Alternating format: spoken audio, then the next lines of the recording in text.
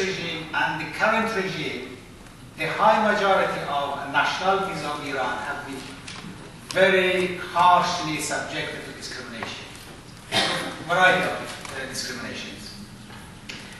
And this has actually caused that today, as you mentioned yourself, really there is a risk and danger of Iran to be disintegrated. So to have the modern Iran, after mullahs, united and integrated all these nationalities together, Baluch, Kurd, Turk, Arab, Fars, and all of them. What plan National Council has for this? Very important, and I think future of Iran belongs to this one. We all are fighting for human rights, and we are all fighting for political rights and politics. So this is very important, really, to know, especially your personal and National Council's view about that. Thank you. Well, again, I would like to refer you to the actual text of the Council as it relates to its charter, and particularly Article number 11, that specifically describes the acceptance of the principle of decentralization. I think in that way, a lot of the issues that has long been sought after by the various communities will be certainly attainable.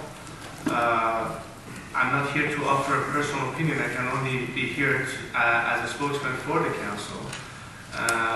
But I think we have been very clear as a Council to be very sensitive on issues that we just evoked. As a matter of fact, the very first groups and organizations that we approached in this endeavor were in fact groups that were representative of our ethnic communities, whether Kurdish or Baluch or otherwise.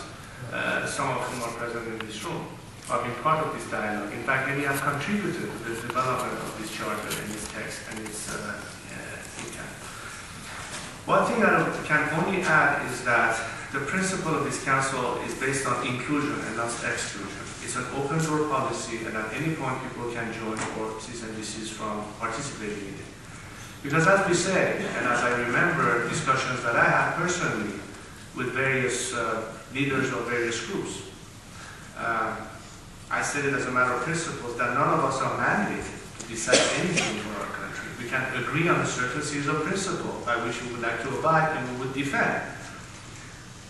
Even up to the point where the next Constituent Assembly that has to, in fact, bring all of this into text of law in the next Constitution and put to debate all of these issues.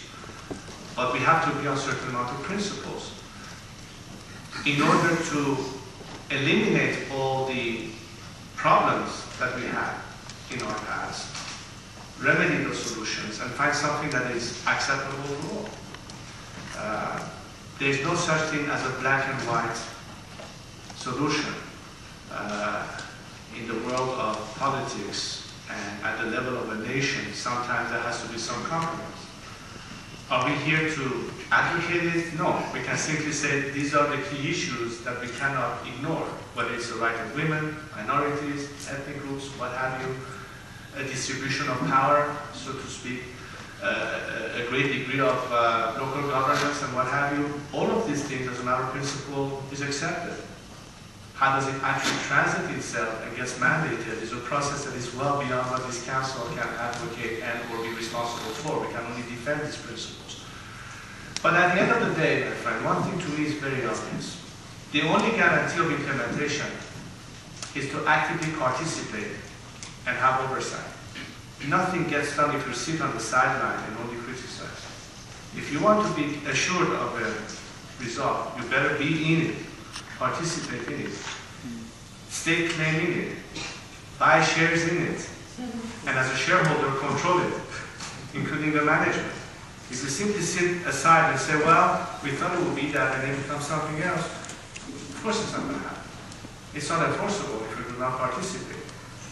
Laws don't necessarily guarantee an outcome. They're there to address principles, but the execution and implementation of it and non-deviance from it requires the active participation of society. And this is the part that has been missing in our political culture. We either blame the imperialists from the outside, or we blame some local autocrats, but how many times have we actually directly participated? How many times have we been willing to go beyond our own cocoon of comfort and only like-minded people and reach over to the other side and communicate and try to build coalitions on a much grander scale? If we don't reach this stage, my friend, we're still going to be dealing with issues in a traditional way of thinking. It doesn't lend itself to the requirements of tomorrow's Iran. It will be the same all over again.